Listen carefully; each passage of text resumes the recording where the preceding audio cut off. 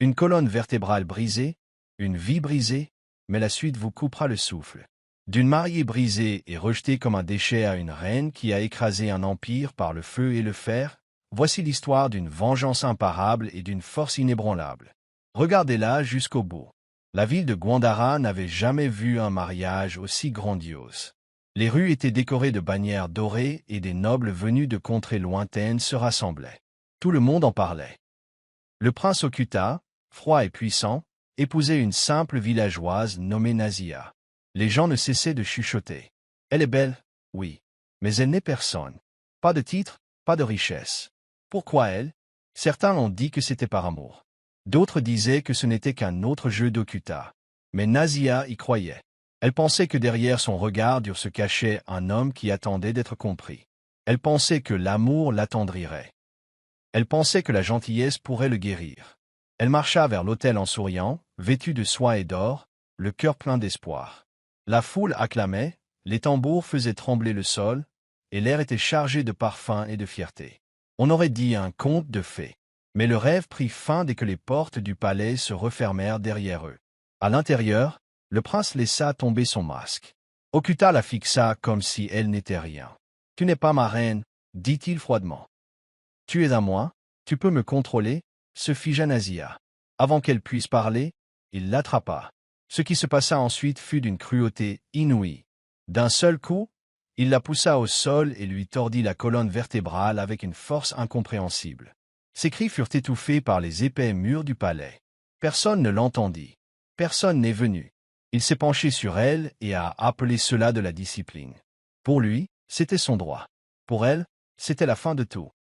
Au lever du soleil, Nazia ne sentait plus ses jambes. Elle ne pouvait plus s'asseoir. Elle ne pouvait plus plairer. Sa nuit de noces était devenue un cauchemar qu'elle n'oublierait jamais. Celle qui avait cru en l'amour fixait désormais le plafond doré de sa prison royale, brisée et seule. Mais personne à l'extérieur ne connaissait la vérité. Les domestiques avaient reçu l'ordre de garder le silence. Les médecins étaient payés pour mentir. Elle a glissé, disait-il. Elle se rétablira bientôt. Mais Nazia le savait. Rien ne serait plus jamais comme avant. La douleur dans son dos était insupportable.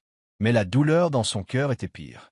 L'homme en qui elle avait confiance l'avait détruite, et elle n'était plus qu'un secret parmi tant d'autres cachés derrière les murs royaux.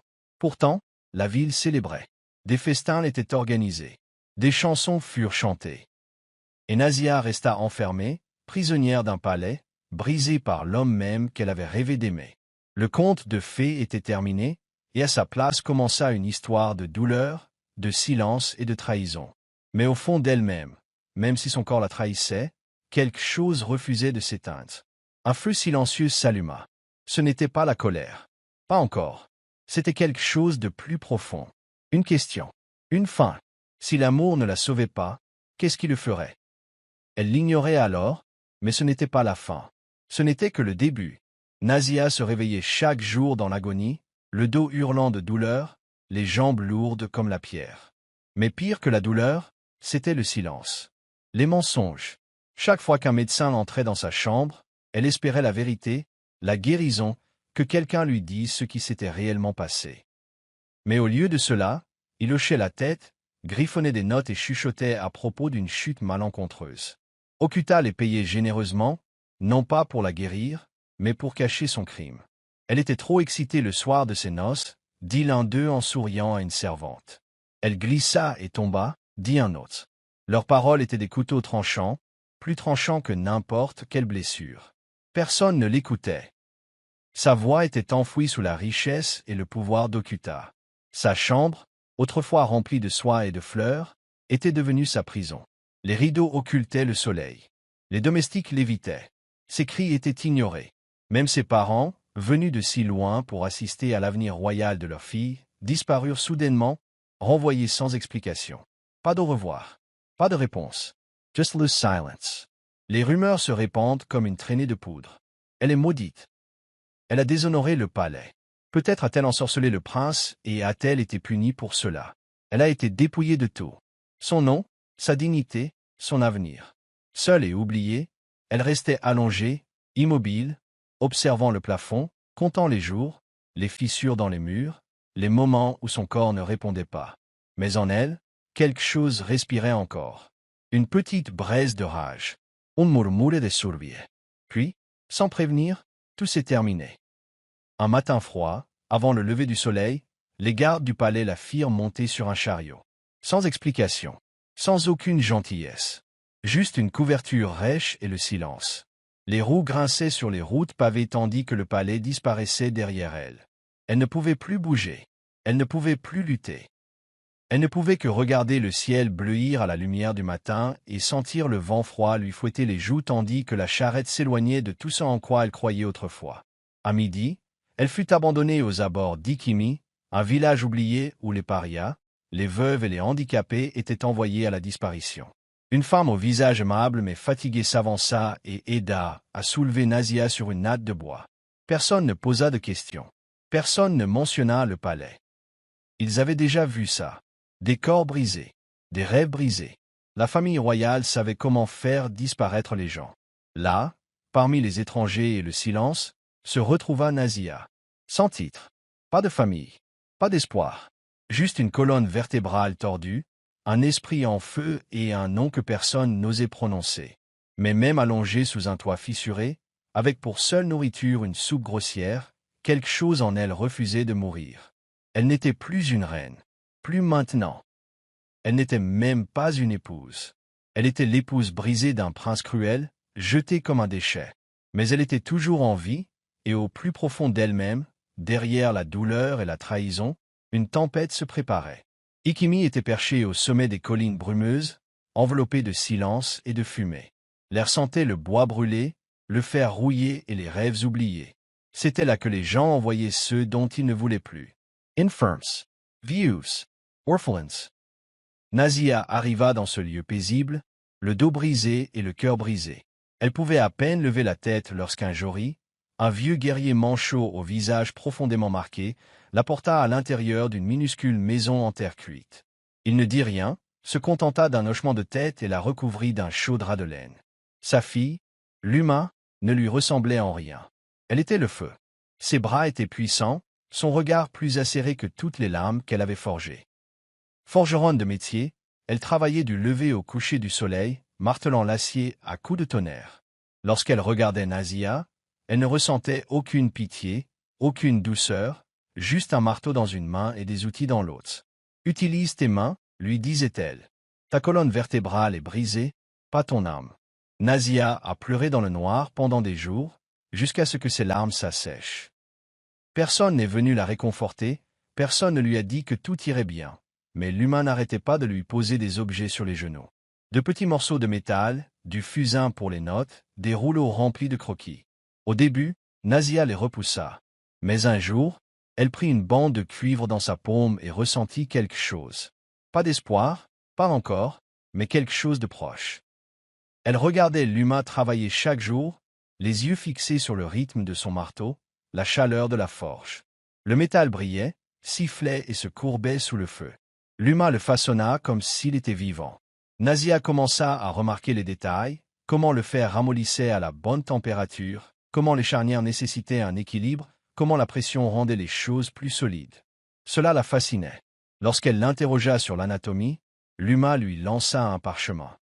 Il était poussiéreux, vieux, mais riche en dessins d'os, d'articulations et de structures musculaires.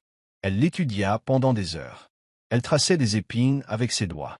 Elle apprenait où circulaient les nerfs, où résidait la douleur. Son esprit était vif, et il commença à construire quelque chose en elle, non seulement un savoir, mais un but. Ajori l'aida aussi. De son bras unique, il lui montra les nœuds, les poulies, les secrets du soutien et du poids.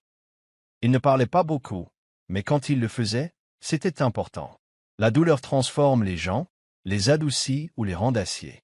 Un soir, bien après que la forge eut refroidi et que le village fut silencieux, Nazia était assise dehors sous les étoiles, les jambes toujours inutilisables, mais l'esprit bouillonnant d'idées. Elle regarda ses mains, calleuses et noircies par la suie, puis la ferraille à côté d'elle. Elle murmura pour elle-même, d'une voix basse mais ferme.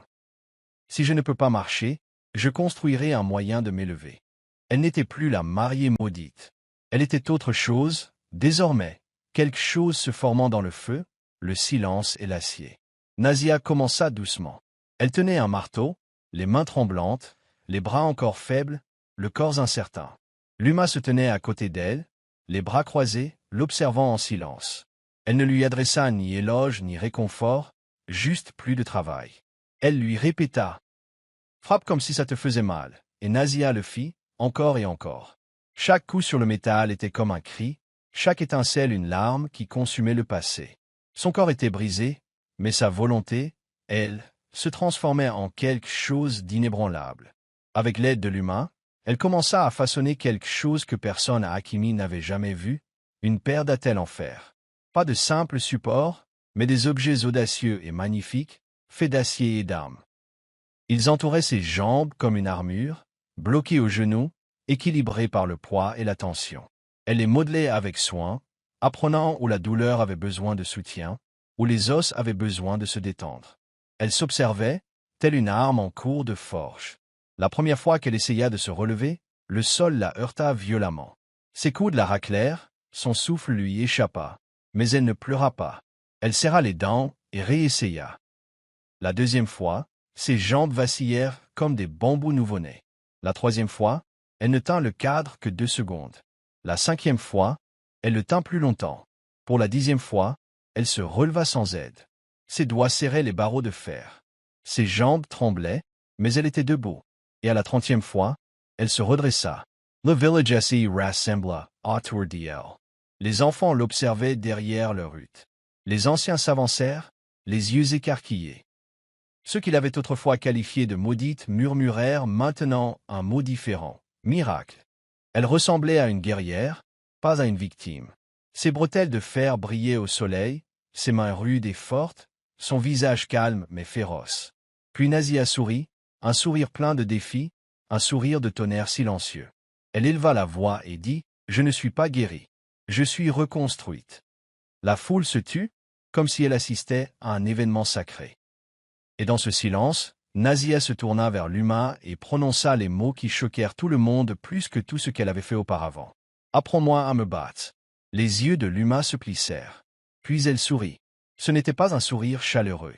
C'était celui qu'une lame fait avant de couper. Elle tendit à Nazia un bâton en bois et dit « Demain, on commence. » À partir de ce jour, Nazia n'était plus la mariée brisée abandonnée à Hakimi. Elle était acier et flamme. Elle avait transformé la douleur en pouvoir. Et Hakimi, autrefois le lieu des âmes oubliées, devint son point de départ, le berceau de sa seconde vie. Elle ne marchait pas comme les autres. Elle marchait d'un pas de fer. Chaque pas résonnait plus fort qu'un battement de tambour. La fille qui ne pouvait plus marcher se tenait maintenant plus grande que jamais, et le monde ignorait ce qui allait suivre. La pluie tombait comme si le ciel lui-même était en deuil. Mais à l'intérieur de la forge, le feu dansait. Nazia se déplaçait comme le tonnerre, frappant, se balançant, marchant avec ses jambes blindées qui semblaient désormais faire partie de son âme. Sa canne d'acier ne servait plus uniquement à l'équilibre. Elle était devenue une arme, taillée pour fendre l'air comme les os. L'humain la dressait sans pitié. Chaque échymose était une leçon. Chaque goutte de sueur la transformait en une nouvelle forme, celle d'une guerrière. Les mots se répandirent comme une traînée de poudre. Les habitants des villages voisins venaient juste pour l'apercevoir. Certains pensaient que ces histoires étaient mensongères, jusqu'à ce qu'ils la voient. Une femme qui ne pouvait plus marcher se déplaçait désormais avec détermination et puissance. Ses bretelles n'étaient pas cachées. Elles brillaient, pointues et fières. Les enfants l'appelaient la dame aux jambes de guerre. Les hommes qui la plaignaient autrefois s'écartaient désormais, impressionnés. Les femmes murmuraient son nom comme une prière. Elle ne souriait jamais beaucoup. Son regard restait fixé. Mais au fond d'elle, une tempête grondait. Non seulement celle de la vengeance, mais celle d'une justice longtemps refusée. Puis, une nuit, lors d'une violente tempête, un marchand trompé trébucha sur Hakimi. Il transportait bien plus que des marchandises, des nouvelles. Les villageois se rassemblèrent autour de lui pendant qu'il parlait. Okuta contrôle désormais la moitié du commerce oriental. Il est plus riche qu'avant, plus fort. Il construit des navires de guerre. Des centaines. Il se fait appeler le roi de fer. Le silence retomba. Nazia resta silencieuse au début. Elle fixait le feu, immobile. Puis sa voix perça comme une lame. « Le roi de fer » répéta-t-elle. Sa voix était basse, calme. Mais chaque syllabe résonnait comme le tonnerre déferlant sur les montagnes. Non, dit-elle. Ce nom m'appartient. Il a volé ce qu'il n'a jamais construit. Tout le monde s'est tourné vers elle. Ses poings se serrèrent. Sa mâchoire se bloqua. Puis elle regarda Luma. J'ai besoin d'une armure, dit-elle. Pas pour la bataille. Pour la guerre. Luma ne protesta pas. Elle hocha simplement la tête et ouvrit la forge. Pendant des semaines, le bruit de l'acier résonna à travers Ekimi. Des étincelles éclairaient la nuit. Nazia façonnait des plaques de fer léger, peintes de symboles de liberté. Elle fabriquait une lame de canne capable de briser les os et de percer les armures. Ses bretelles furent remodelées pour gagner en vitesse et en force. Puis vint le jour où elle se tenait à l'orée du village, le vent hurlant dans la vallée. Les enfants couraient après elle en la saluant. Les anciens posèrent les mains sur ses épaules, bénissant son voyage. Luma marcha à ses côtés jusqu'au bout du sentier, le regard fier mais triste. « Souviens-toi, dit Luma, tu ne reviendras pas pour demander. Tu reviendras pour mettre fin à tout ça. » Nazia hocha la tête. « Je ne suis pas la mariée qui est partie, murmura-t-elle. Je suis la tempête qu'il n'a jamais vue venir. » Et sur ces mots, elle descendit la montagne. Chaque pas résonnait dans la vallée. Ses pieds de fer frappaient le sol avec détermination. Et quelque part au loin, dans son palais d'or et de mensonges, Okuta sentit un frisson lui parcourir l'échine. La femme qu'il avait brisée arrivait. Et cette fois, elle ne se contentait pas de rester debout. Elle s'élevait pour écraser un empire. Elle chevaucha jusqu'à la cité, drapée d'obsidienne et de pourpre, le fer brillant à sa taille et le feu dans ses yeux. Ses cheveux étaient tressés haut comme une couronne, et sa canne en acier poli, non seulement pour marcher, mais aussi pour avertir. Elle n'était plus Nazia, la mariée brisée. C'était Dame Nahiri, la marchande de fer dont le nom résonnait sur les marchés comme un charme. Personne ne la reconnaissait, ni les gardes à la porte, ni les nobles dans les chambres. Même les marchands qui lui vendaient ses armes s'inclinaient, ignorant que la femme sur laquelle ils comptaient était celle-là même qu'ils avaient rejetée comme de la cendre. Depuis une forge cachée à Akimi, elle bâtit un empire. La forge de Luma en devint le fondement. Ensemble, ils formèrent d'autres personnes. Guerriers aux membres brisés, veuves sans abri, orphelins aux yeux de feu. Ils forgèrent des lames qui ne rouillent pas, des armures qui se plient sans se briser. Leur marque, l'insigne d'une montagne fendue par la foudre, apparut bientôt sur les épées de Gwandara à Teko. Les nobles payaient en or.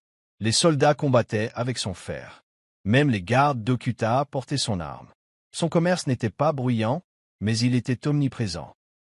Et lorsque ces pièces commencèrent à circuler dans les coffres royaux, lorsque ces matériaux servirent à construire les navires de guerre d'Okuta, elle comprit qu'elle avait retrouvé le pouvoir, non par pitié, mais par le profit. Elle attendit, aussi patiente que l'acier dans un four. Et puis, alors que son commerce s'enracinait comme une racine dans le royaume d'Okuta, elle passa à l'action. Un coffret de velours fut livré au palais, portant le sceau de Dame Nahiri, un nom qui imposait alors le respect. Les serviteurs le portèrent jusqu'à la chambre privée d'Okuta. Curieux, il coupa le ruban, ouvrit le couvercle et se figea. À l'intérieur, posée sur un lit de soie rouge, se trouvait une réplique dorée d'une colonne vertébrale humaine. Mais elle était fissurée en plein milieu, son visage vidé de ses couleurs. Il s'agrippa au bord de la table tandis que le silence engloutissait la pièce. Il savait. Personne d'autre ne comprenait. Mais il savait exactement qui était Dame Nahiri. La colonne vertébrale était un message, pas seulement une vengeance, un avertissement, une déclaration. La femme qu'il avait brisée s'était reforgée. Elle avait bâti un royaume sur les ruines qu'il avait laissées derrière lui. Et maintenant, sans lever l'épée, elle tenait son empire dans sa paume. Dans l'ombre de son palais, le pouvoir d'Okuta commença à trembler, non pas sous l'effet d'une armée, mais d'une femme qu'il considérait autrefois comme sa propriété. Les murmures s'amplifièrent dans la ville. Qui est Dame Nahiri? Elle commande l'acier. Elle envoie des épines. Et sous la surface de Gwandara, les gens commencèrent à se souvenir de la mariée disparue, de la jeune fille en pleurs, de la femme ressuscitée. Ils ignoraient son nom, mais ils ressentaient sa tempête. Dame Nahiri n'était pas revenue par pitié. Elle était revenue avec détermination, et la première fissure dans le trône du roi de fer venait d'apparaître. Okuta ne parvenait pas à dormir. Le palais, autrefois vibrant de fierté, tremblait désormais d'incertitude. Son empire, bâti sur le pouvoir et le contrôle, lui échappait peu à peu, et il ignorait même à qui il appartenait. Le nom de Dame Nahiri était omniprésent.